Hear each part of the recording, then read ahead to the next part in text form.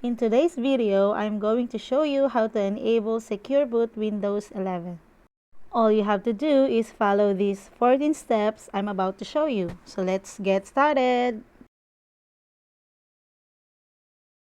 The first step you need to do is click on Start.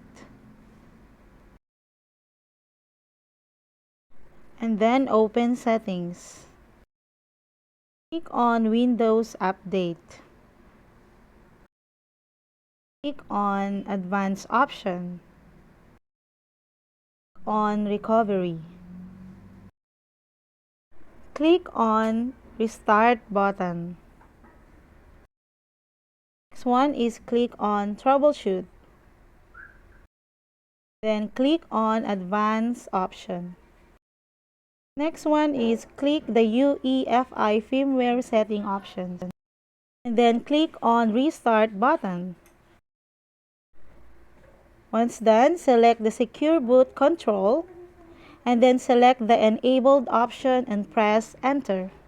Now exit the UEFI settings and confirm the changes to restart the computer.